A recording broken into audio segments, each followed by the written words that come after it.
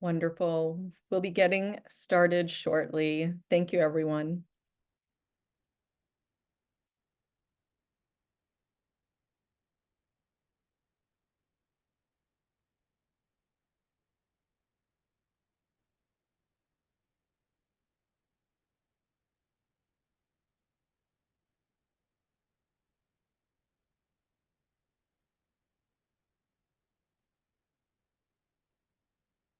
Well, welcome to everyone who's made it to today's webinar by the MRCT Center called Action and Influence, Implementing the Clinical Research Glossary, one part of it, and what your critical role in public review can be.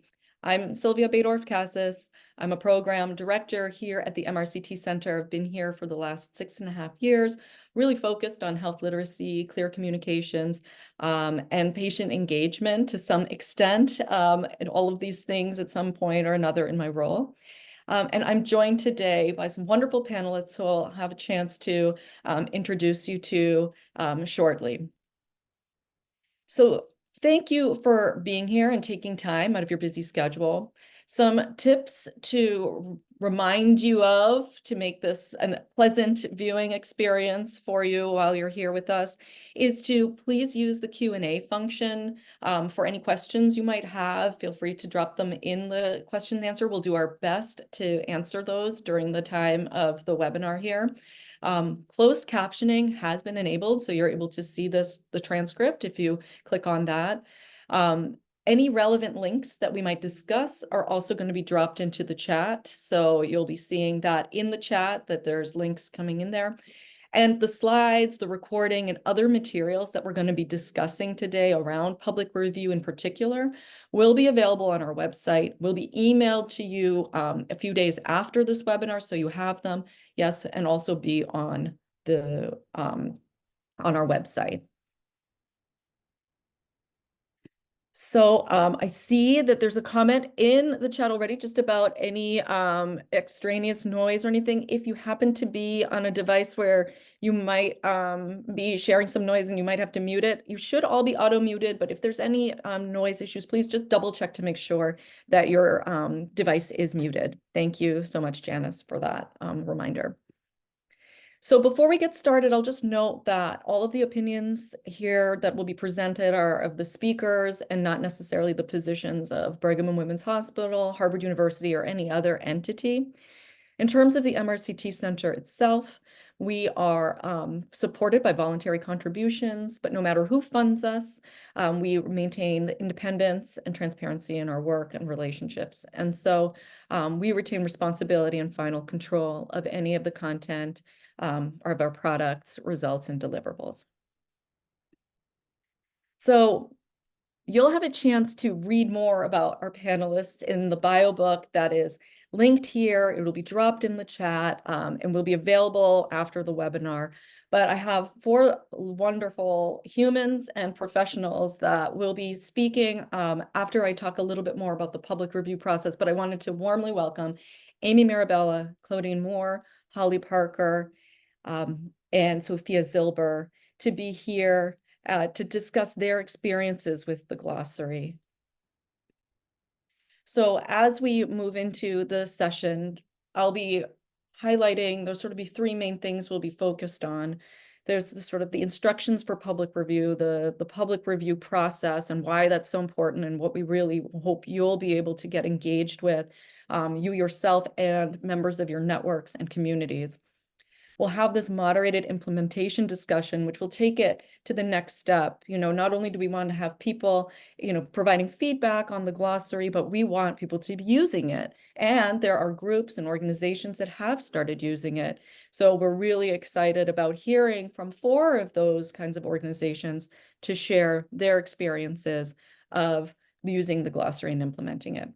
And then there will be time for question and answer. So we hope you'll be able to engage in our public review process, describe different ways it's been used and implemented, and identify opportunities to implement in your own spaces, your own workplaces and organizations.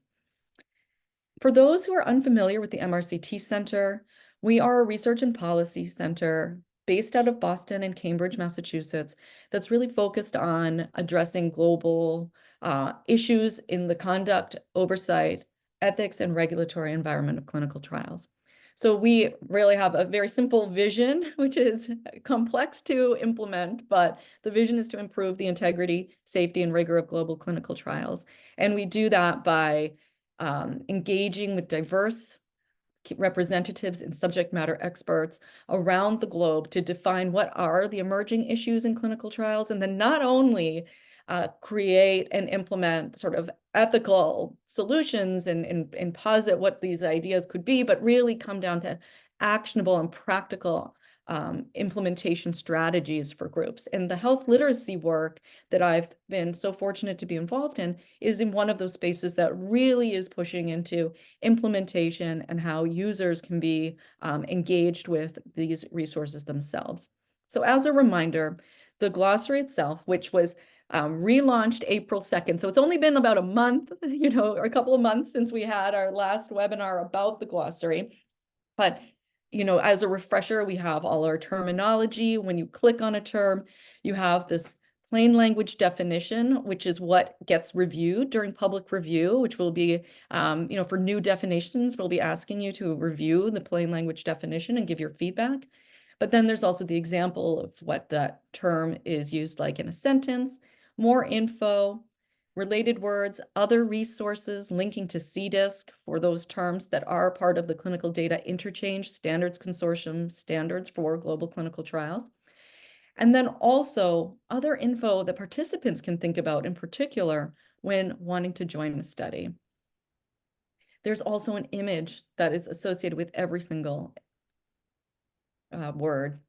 So the way that we see this is that it's a resource for everyone, because after these terms are here available on our website, they are also simultaneously included within the NCI thesaurus, C-coded. So this is one of the other benefits of our CDISC relationship, C-coded. So there's interoperability, machine learning capability, really this technical aspect of having plain language be available to be used in the most interoperable sort of technical ways.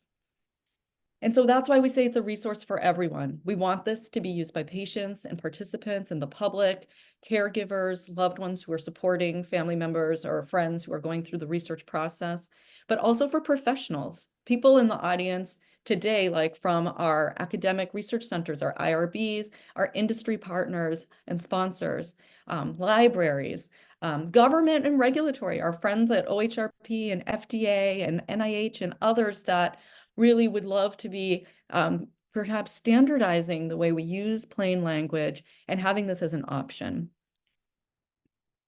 So we actually, despite the fact that it's public review right now, and we're going to talk about that, I know I keep hinting at it, or not so much hinting as in blatantly stating it, but we welcome feedback all year round. So I just want to take this as an opportunity to say, when you're using our website, if you want to suggest a new clinical research term or submit a comment on existing definitions, content, or images, you can do that. You can also get involved to find out better ways to share this with your network.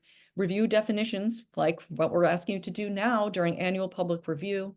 If you want to support translation, or when the next glossary version is released, or even help develop a case study of how you're using the Clinical Research Glossary, we welcome you to reach out to us, and our Contact Us form will allow you to do so.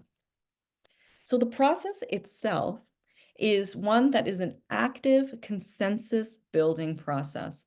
The way that the MRCT Center Clinical Research Glossary process is designed is to have the selection, definition, and refinement of clinical research definitions be done in a consensus building, multi-stakeholder group. We have over 25 to 30 members right now who are active members of our work group. A third of that group is patient advocate representatives, bringing the voice of the patient, the caregiver to the process around the terminology we pick, the definitions we land on, the refining process. And then they're part of, after CDISC public review, and once we go through this, also reviewing whatever comments we get before we release. So it is really an agile process that really incorporates everyone's feedback in the work group.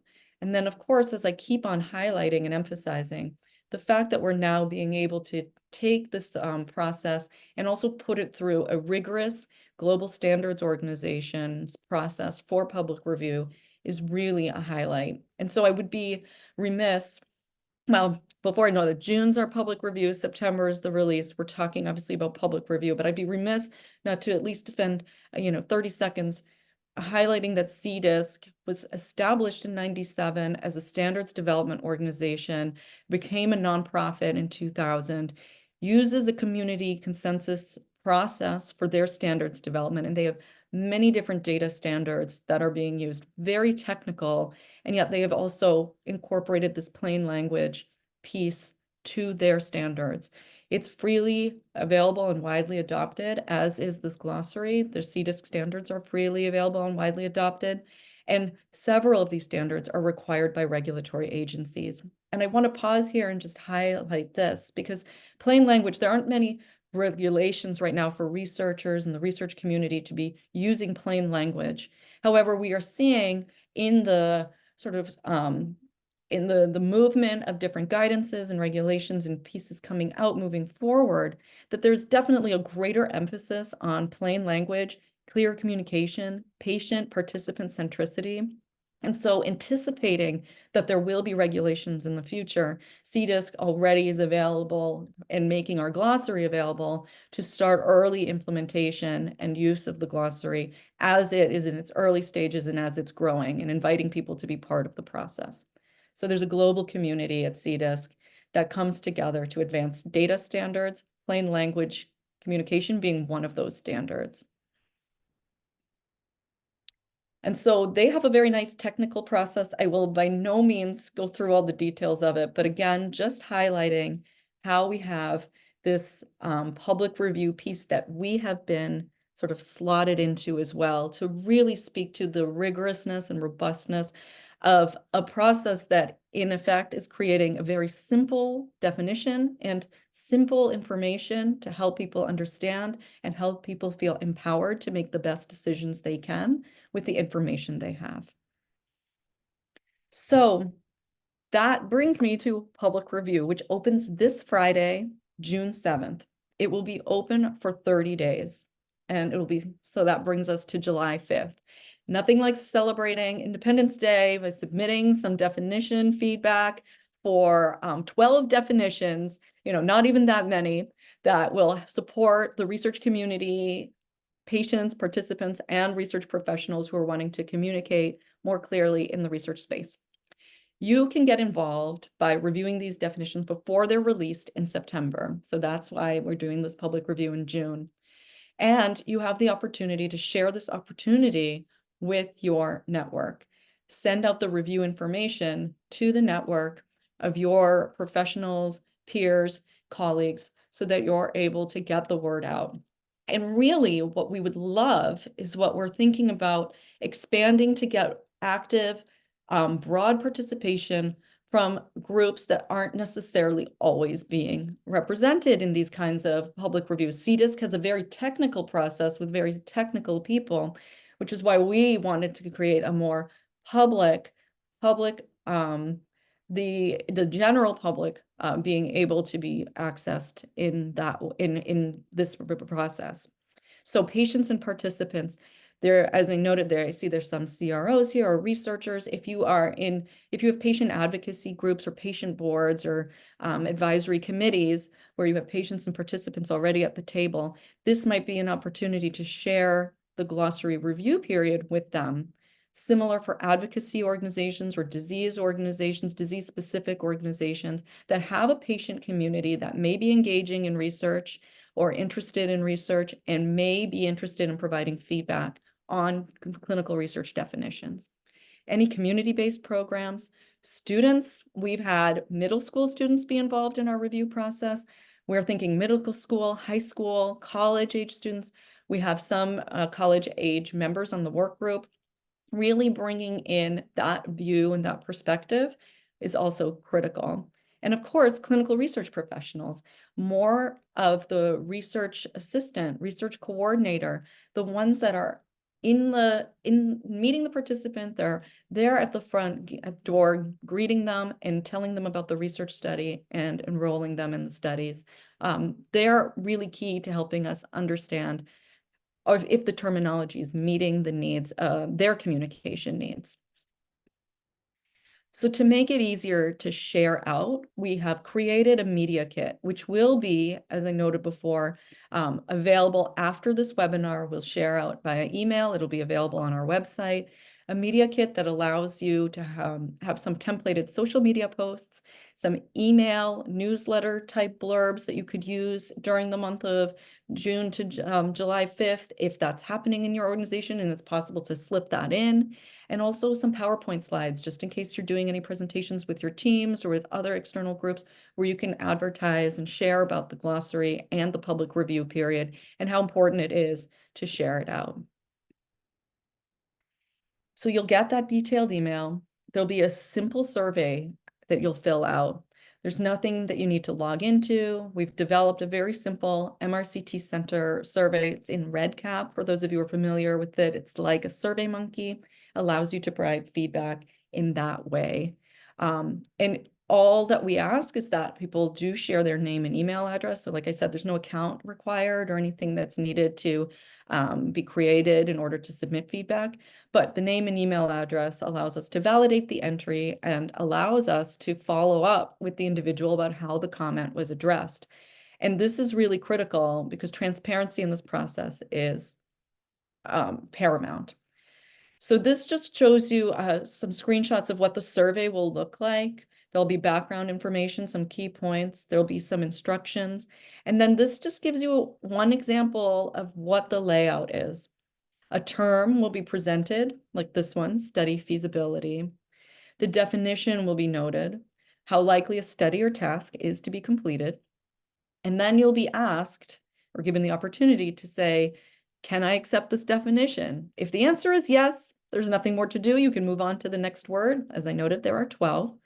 If you can't accept this definition for whatever reason, and you've kept in mind the plain language, clear communication, health literacy guidance and points that we share before you look at the words, then you can describe in a text box how you think the definition should be changed. What are some of the reasons why that definition would be important? So once public review is complete and the period closes, we will transfer all of the feedback into the CDISC wiki because we created this like separate, easy to use process so that no one would feel overwhelmed by a wiki or JIRA process and creating an account for logging in, etc. But we will then, with our colleagues at CDISC, do a manual transfer into the CDISC wiki at this point for tracking purposes and for us to be able to address them. The comments will be reviewed and addressed by the work group team, us internally and the work group. And then there'll be an email to the reviewer who submitted the comment and also a public summary on the public CDISC website so that you can see what the comments were and how changes were or were not addressed. And then all of this is in preparation for new glossary content, the updated version of the glossary to come out in September. And we will rinse and repeat every year, June public review and glossary content release in September. So please help us keep growing this resource. But that's not all that we're here to talk about.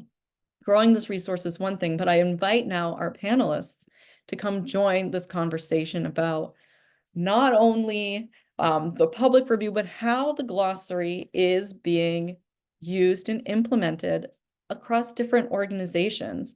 So feel free to join us, come onto camera, my beautiful people. This is great. And I'll stop screen sharing now because we're going to have a bit of a conversation. We really wanted to engage you, our audience, and feel like you're part of us, part of the conversation with us, even if we can't exactly see you right now. We know that you're in the position that that our panelists were in at one point or another, trying to come up with a strategy, a way to integrate the glossary into the work. And so I start every discussion about the glossary prioritizing the patient voice and making sure that it's centered, because that is the vision of the glossary in and of itself. That's why we have such a strong glossary, patient advocate glossary presence. And we are really hoping to engage more and more with patients and patient advocates. And so Sophia Zilber is here from the Cure Mito Foundation, and she's going to share a bit of the patient perspective. And you came to the glossary, Sophia, through your advocacy work, through the work you've been doing with Cure Mito. Can you tell us a little bit about the organization's efforts, what your group does, and to support families and healthcare providers about this rare disease, and how the Clinical Research Glossary helps in that process? Thank you so much. Thank you. So like Sylvia said, I'm representing Cure Mida Foundation. Cure Mida is a parent-led, all-volunteer nonprofit, and our focus is Lee syndrome, which is a type of mitochondrial disease. Lee syndrome is a really devastating disease, which leads to death usually in childhood. And all of our group is led and run by parents. And my daughter died as an infant from Lee syndrome. And so I volunteer and I help in her memory. We do a lot of things. For my day job, I work in the industry and I work in data analysis. So with the Cure Mita Foundation, I'm leading the patient registry for Lee syndrome, which is a global registry. And we do a lot with that too. We fund research, we create resources for families. We have an annual virtual conference that's coming up in September. Everyone's welcome to join that. So going back to the glossary, one of the things we do is we always try to create resources for families because there's really not that much.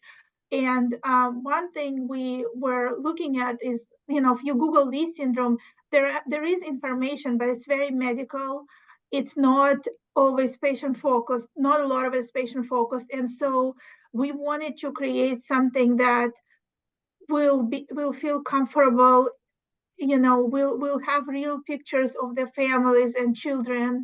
Will not look all medical. We'll have bright colors, not all gray or black or anything like that. So we actually have a separate website that we created about leesyndrome.com, and it's all like that. And it has information for patients and healthcare providers, and the glossary is a part of that. And the way it works is that whenever we have a term on the website that's also in the glossary, it's also highlighted.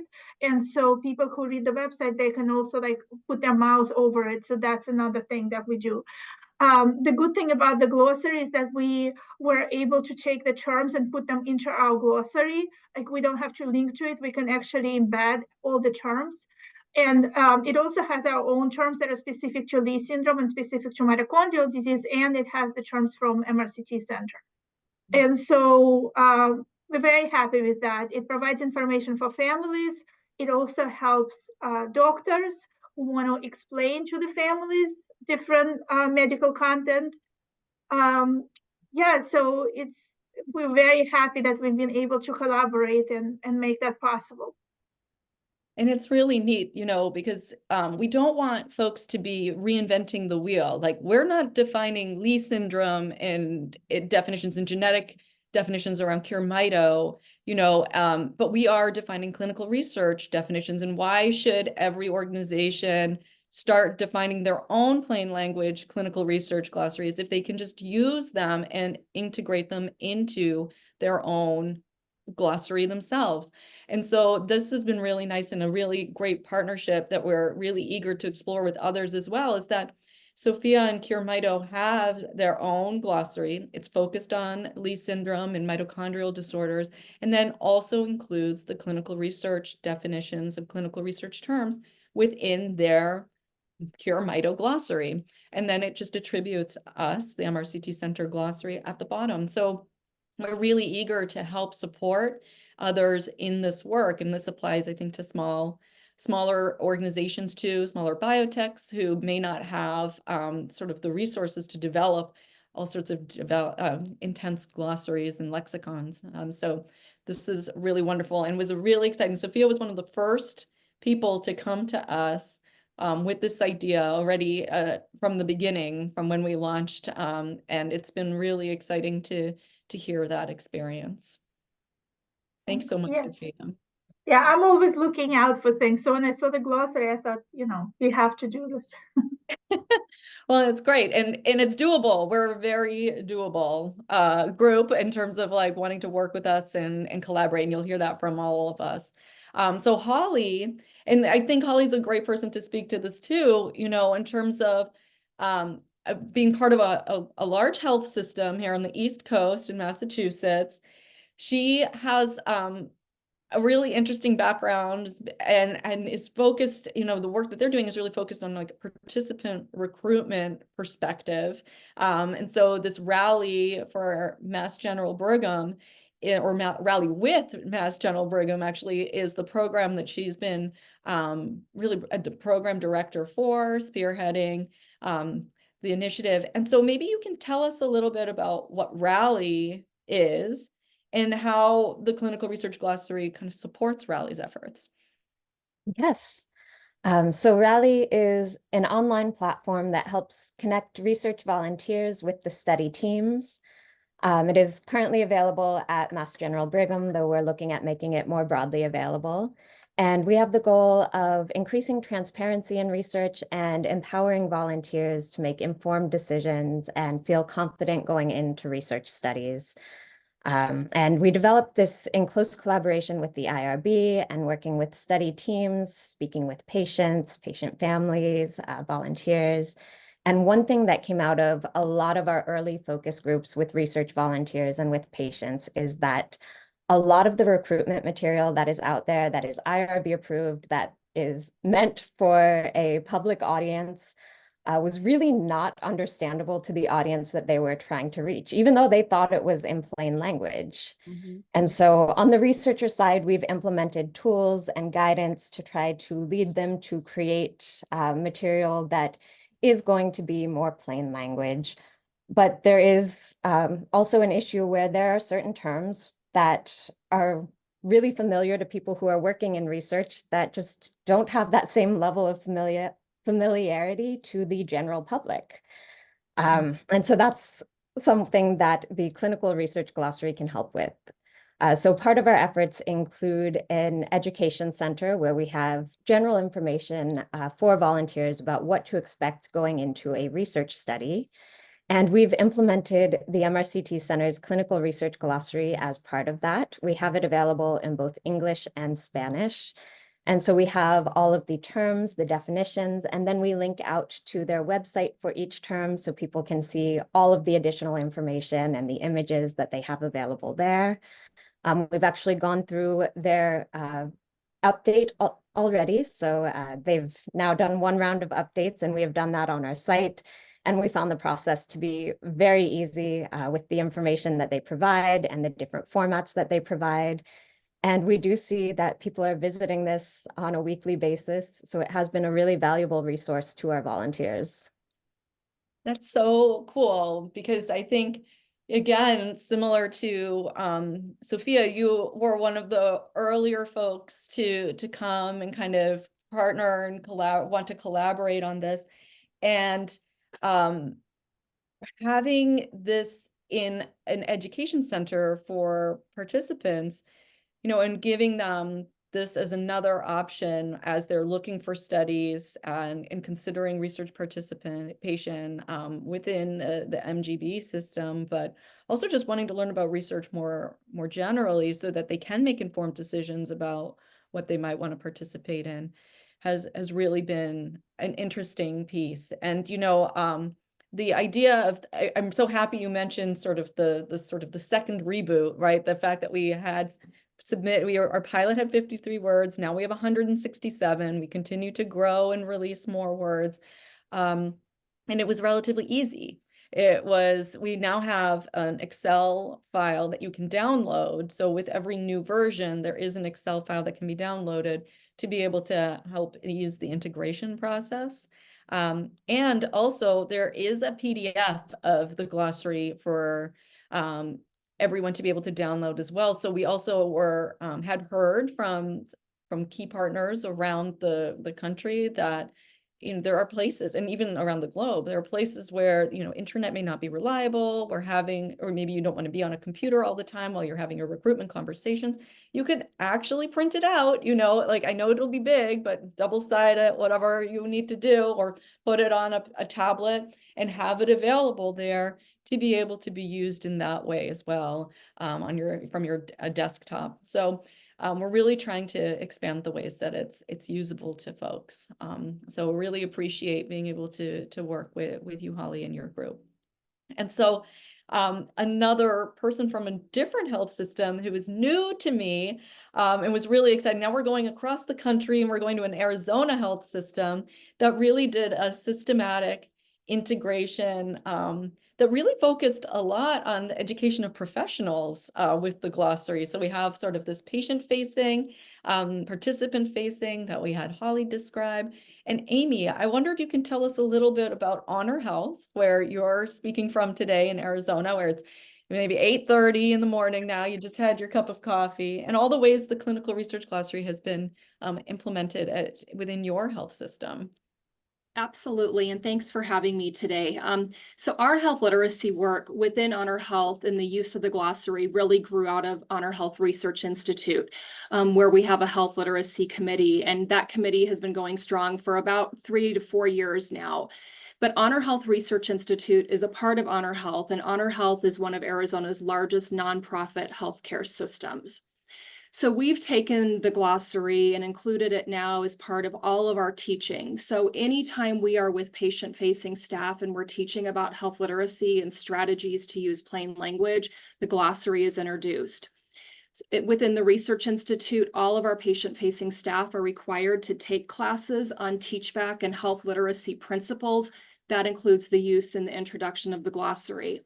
We've educated over 1,000 nurses within the Honor Health healthcare system, and that's included introduction of the glossary. We use it, the committee uses it on a regular basis when we are revising documents. So when we are looking at patient-facing documents and ensuring that they're health literate and they meet the requirements of a health literate document, we've got the glossary open, and that's what we're using to make sure that we're using the correct terms, visuals, those sorts of things. We've linked it within our electronic medical records, so our research professionals at the click of a button can link out to the glossary and use that, whether that's in a note that they're sending with the patient, whether that's in patient education. They're using it in a variety of ways. We've also partnered with the librarians throughout the Honor Health system. They've created a health literacy section within the library, and that also includes a link out to the glossary. So we've been really excited to include this within all of the work that we're doing. And it's really, I mean, kind of amazing because of the sort of integration into Epic, so that it's really easy to be able to access by all providers who might also themselves be asked about research, and be able to send their patient those resources, provide those resources to their patients. Which has been really, I think, key. And, we're talking about some bigger scale things, so folks who are maybe thinking, well, I'm a small research team, or, I'm just, whatever it is that you might think, or I'm an IRB, like there are lots of ways that you can start to just have it available as a resource. Have it available when you're creating or reviewing a participant-facing material and wanting to find ways to say something a little differently, or think about how someone else has already done the work with a group of people to come up with some plain language terminology. And Amy, you also mentioned something about the images, and I do want to highlight that, because the glossary definitions, as I noted, come with an image for each one, and those are not only is the content available, but the images are available to be used under our Creative Commons license. What that means is that with correct attribution, you can use these images within your own education materials and participant-facing materials. So we really want that to be something that is helpful and useful to folks, because we know that graphic design and images and creating those things can be another lift for folks to try to sort of embody that health literacy practice of, white space and some graphics or things like that help people learn. We really encourage people to use that. So I really appreciate that, Amy. So Claudine, Claudine is like our dark horse in the night, like came out of nowhere. She's from the Society for Clinical Data Management. And so when she came to me like a year ago with this idea that this glossary could be helpful to the data scientists and data science community, it took me a long time to understand how and what the vision was. But she was tenacious, and we are now having the opportunity to hear from her describe what Society for Clinical Data Management is, and why is the Society for Data Scientists actually implementing a plain language clinical research glossary into its processes. What are you planning to do? Well, thank you, Sylvia. I am so excited to be a part of this project, and it took a lot of effort, but we're here, and I'm very happy that we'll be able to start implementing the plain language glossary into what the Society for Clinical Data Management does. So the Society for Clinical Data Management has been around since the early 1990s. And it's the largest society in the world for clinical data managers. And as technology has changed, and we know it's changing all the time, so has what we do in clinical data management, and now it's becoming clinical data science. One of the main goals of our society is to educate, and we really want to ensure that the people coming in to the field of clinical data management, clinical data science, have the opportunities to understand some of these terms. And as Sylvia mentioned, the CDISC terms are very technical. And just like CDISC, the society has a lot of technical terms. But in order for us to learn, going in and understanding a plain language definition can really help that learning process. And so we do have a glossary that is offered to the community through our journal. We have a journal called the Journal for the Society of Clinical Data Management. And on that site, we have a nice glossary. And now we're at the point where we can start integrating the MRCT plain language into our glossary. And what's great is that I'm not the first, so I'm able to listen to what the other groups are doing. And then I can talk with you all even about how to integrate these into our society terms.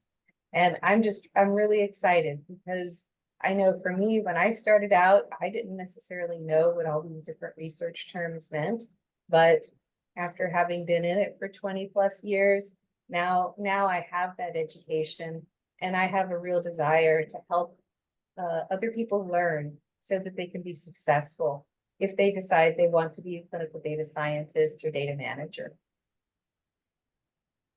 And I was so thrilled because I think one of the other pieces, is that for the journal itself, there's sort of a vision that there could potentially be a move towards having some plain language usage for synopses for the articles or abstracts, plain language abstracts or things like that, that also broaden the scope of understandability of the journal articles, even amongst professionals, right? I remember a while ago, I saw a New York Times article that basically said like scientific jargon is actually like hindering academic tenure decisions. Like you are less likely to be cited if you're super sciencey and jargony in your scientific articles, which like kind of blew my mind because of course that has direct implications for people's careers. I mean, never mind the fact that it's like not understandable, but if you're not getting cited by your peers because you're too technical,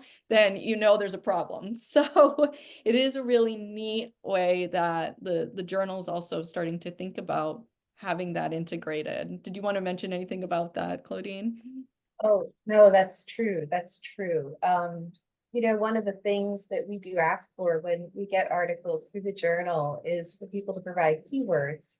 And one of those things they can start doing is providing keywords that link to these plain language definitions. And I think that and us having the glossary on our website. So it would be right there, right next to the journal article itself. So it's all easily found. It's not hidden at all. There's a button that says glossary, and you can go right to it and see what words we've decided to include in our dictionary. And we're open-minded to having new terms come in. So whenever, at some point in the web development, I'll put up a page where you can cite new terms or request. Maybe there's a term you don't know, but you think it would be a good one that you might have found in one of our articles. So what does that particular word mean? And then we can go about working with MRCT and the other groups to create a new term. I think that's really helpful. And having those keywords there to point, and then whenever you put the keywords into your, whether it's Google or whichever search engine you use, it'll help recognize those articles too. So that's a really great point. Thank you, Sylvia. Oh, no problem. I just want to make sure, the whole point we want to do is hope that people feel a little bit of inspiration, or maybe a little bit of clarity around, it's not just a dictionary like static on a website. We really want people to use and engage with it and think it creatively. We really wanted folks to embed it in their processes and systems and websites, if you have external websites to patients and participants, however it makes sense for you. So in the interest of time, I'm going to move us to sort of a couple of wrap-up question for each of you, and then to Q&A, because we have a few questions from our attendees. But certainly if you have questions, attendees, feel free to put them in the chat, whether it's about public review or implementation or anything in between that's glossary related. We're happy to try to answer that. So Claudine, we'll go backwards then, through our panelists again, just thinking about reflecting on the future state. You are kind of in the reflection on future state right now process as you're starting to implement, but do you have any maybe advice that you would give to folks during the session today about to help people who are thinking about starting to implement the glossary into their own work? Yeah, Sylvia, like you mentioned, it took us a while to form our vision. When I first was introduced to this glossary, I saw something there, but I didn't necessarily know what it was. And it was after working with Sylvia and others that the vision started to form. And we eventually got to the point where we said, okay, this is important. And having a lot of technical words is really helpful whenever you're at the point where you could use these. However, being able to step back and define something simply in a very simple way is the best way to start learning. In my opinion, it's a great way to start learning something. Instead of tackling something that's just hard to grasp, hard to reach, going back to something simple and building up from there, I think is a really good option. So I'm so thrilled. I'm so excited to be able to be part of this group and that we can offer this as well to the clinical data management community. So thank you. So yeah, so other societies, other groups that are, thinking about this, definitely, keep Claudine's experience in your mind, and we're happy to work with you. Amy, I would love to hear what you're thinking about, at Honor Health. You've already done so much. And what was really neat is when you came to me, and it was actually your colleague, Marissa, who initially contacted me. So hi, Marissa, I see that you're on the webinar today. Thanks so much for making the connection. I had no idea all the ways that this glossary was already being used by Amy and the Research Institute at Honor Health. And so I'm excited to hear what else you're thinking about. I was shocked when we talked about this initially. You were like, I have more ideas. So tell us more, Amy, about what you're going to be doing. And so they're not my ideas. They're definitely the ideas of the committee. So I can't take credit for all of it by any means. But the committee has really thought about how can we use the glossary to do walking rounds with our frontline staff. And we know our frontline staff have very limited opportunities and time for educational sessions. So rounding and having the glossary, whether that's pulled up on our computer, and having a small little case study for them to read through and figure out how they need to decode that. What would they teach the patient? You know, we would have medical terms on there. They would have to switch them to plain language using the glossary. So that would help us. Oh, I don't know how to access it anymore. You know, how do I search for this? They would get help in real time. And then they would use it over and over again to where it just becomes second nature to pull it up. The other piece that we're looking at is how do we now get our patients to use it? And within the Research Institute, the committee is going to be doing some work to look at that. And what is that introduction to our patients as another resource that they have? And what does that part look like? As an educator, and a nursing educator, I'm really interested in our competencies for our clinical staff. And we give them a whole list of resources, and the glossary is one of them. But if we could incorporate into our competency packets, we've seen you use the glossary, we've seen you take these medical terms and translate them into plain language using the resources that you have available, and then having them checked off by their preceptor, I think that's going to be really beneficial as we move forward. Really cool. And I remember when we talked about this, sort of like the competency of even just being able to access the resource, like remembering where it is, like remembering that you have it. How many of us are inundated with resources all the time and are like, what was it called? Where was it? And all that. So actually kind of operationalizing it and making it sort of a repetitive activity, for lack of a better term, to just constantly access it is really a nice way to kind of build that sort of muscle memory to go to it. Right. And our champions like Marissa, who's on, have been instrumental in this. And I think that's really been our success, has been those champions who continue to push this work forward. Well, thanks for sharing that. And Holly, I know that you're also thinking about the future state for Raleigh with Mass General Brigham and glossary integration or other things. Do you want to share what some of your thoughts are and advice that you might give others? Yeah, I think one thing that's really nice, if you are thinking about implementing the glossary, we did a very simple implementation and we do see that people are using it. So that was really valuable. But now we are looking at how we can more closely integrate it with the content on our site so that where these words appear in recruitment materials, we can link to the definitions, but also as researchers are preparing their recruitment materials, if they are using some of these terms, we can show them these definitions, these plain language definitions, and show them that these resources are available to them.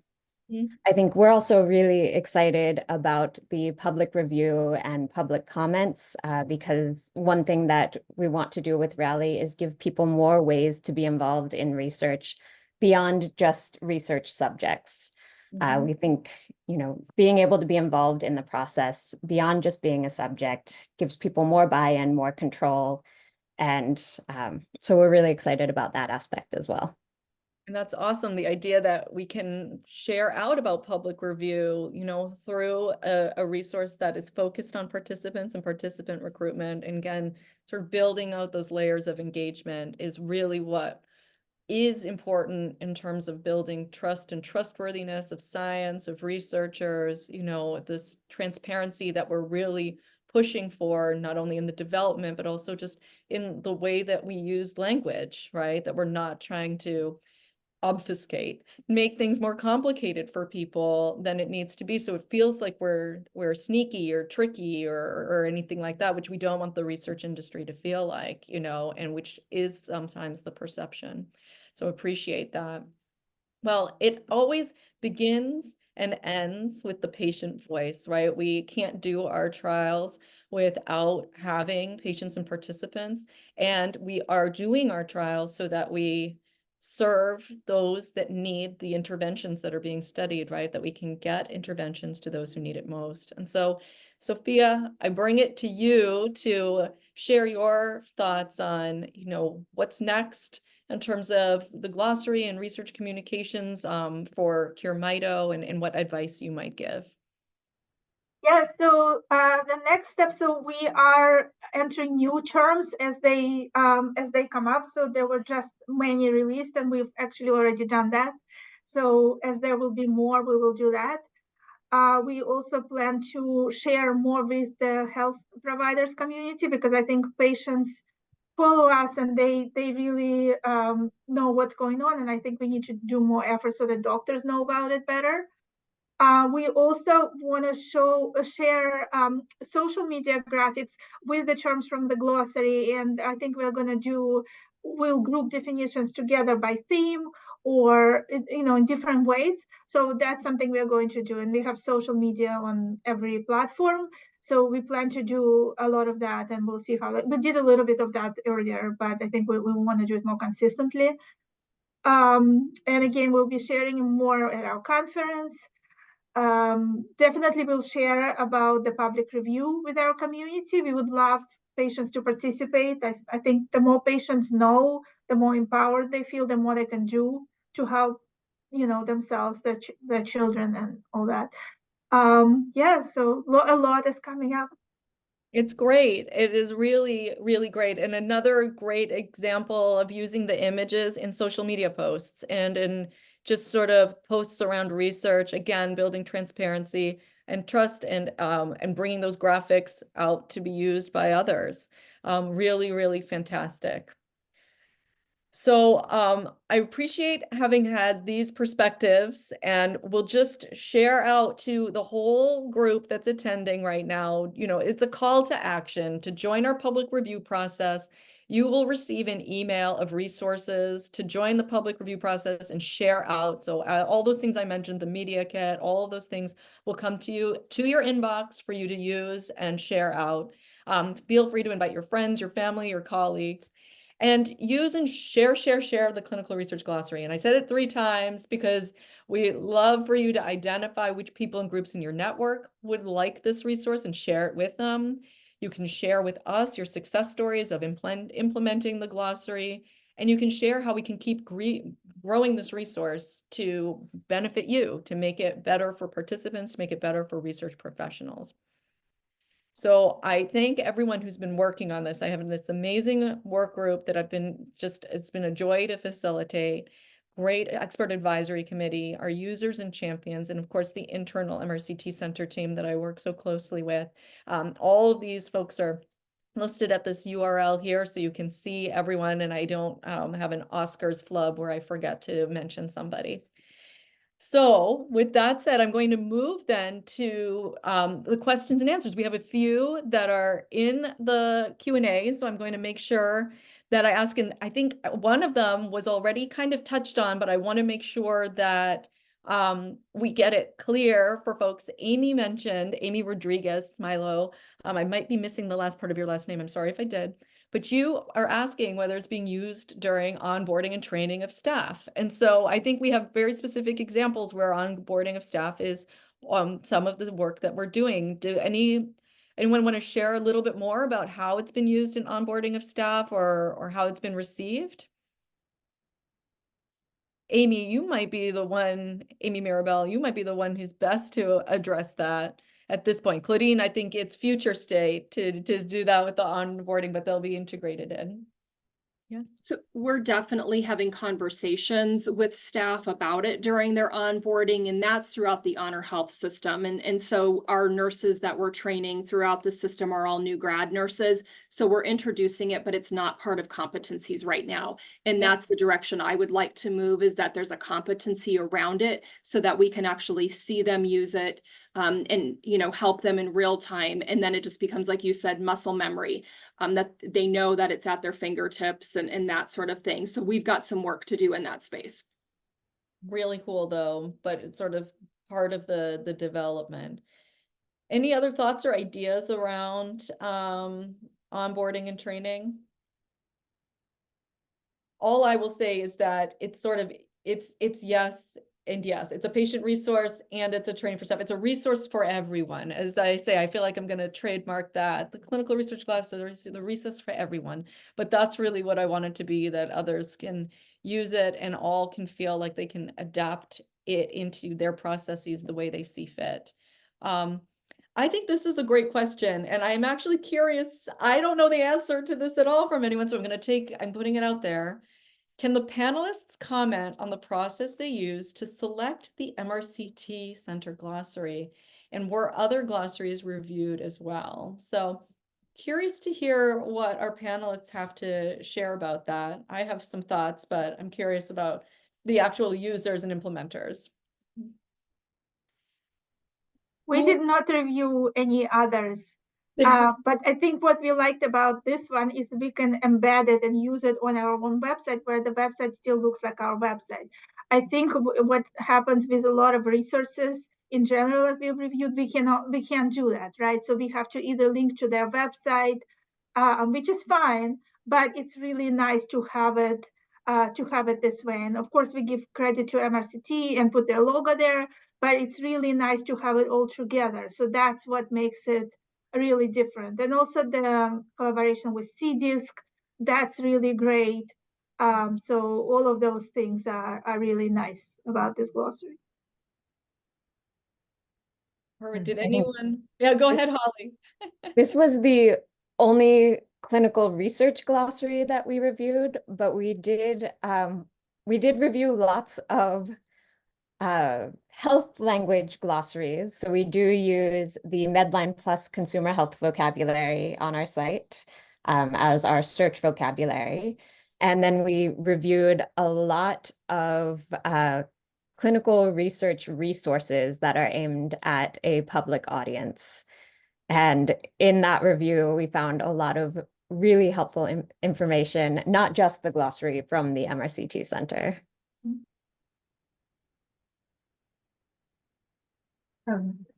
I had worked on the SCDM glossary for a number of years, and someone sent me a link to the webinar about the MRCT glossary, and that's how we came to find you.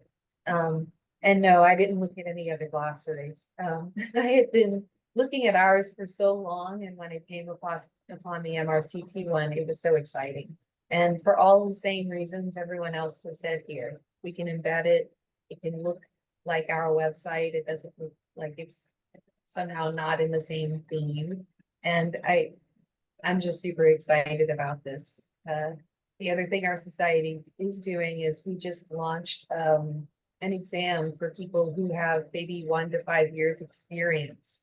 And I envision that this plain language glossary will become very useful for those people who are just entering and wanting to take that exam. That's great. I don't know, Amy, if you want to comment on it, but I was just going to say, like, we looked for lots of clinical research glossaries and there were none. So we found lots of medical glossaries and health-related disease-specific glossaries. Then we found technical glossaries. Certainly you can find clinical research described in many technical ways. But we weren't, when we were sort of doing the landscaping for this, the landscape review for it, we weren't able to find anything that was plain language, clinical research focused explicitly and developed in this like robust way with this large work group, transparently with this work group by a consensus. So that's what kind of convinced us to do it. Otherwise, we probably wouldn't have done it if there already was one out there that we thought could serve its purpose. So I appreciate that question. It's a really good one. So I'm looking here, there's 1 minute left. And there's a couple that are in the chat that were answered. So I think I'll leave it for now, but I think that one thing about translation, you know, we are eager to work with folks to test out our translations as well. Like it is available in English right now. We have a widget that does sort of an AI-based sort of interpretation of the language, but we know that that can be challenging in terms of maintaining plain language and clear communication. So we're eager to try a pilot perhaps of having some back translation of some of our material having been translated by AI. It could be an interesting project to see how well that actually works with AI and how well native speakers actually think it's adhering and in the fidelity to the plain language is maintained. So please stay tuned for that. And that's why we also see translation as an option for like getting involved, because we want to really do meaningful patient-centric translation as well. And as Holly noted, she worked with a translator for the initial glossary items that they have translated. And so, that's definitely something you can do if you felt like the translation we have right now is not sufficient, but we are trying to sort of make it widely accessible. And I think we are using the translations using the accessibility widget on your website for the new terms.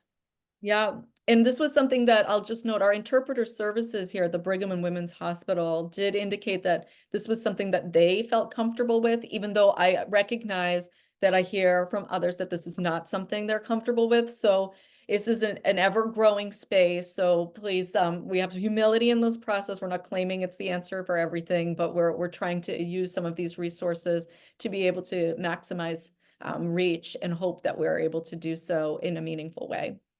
So it's 12:01. I am a dollar over budget, a minute over budget. So thank you so much to our panelists, to Sophia, to Holly, Claudine, and Amy for joining us today to share their experiences of implementing the Clinical Research Glossary.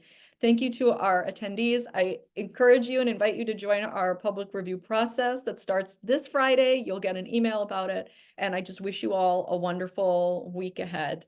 Thank you so much, everyone.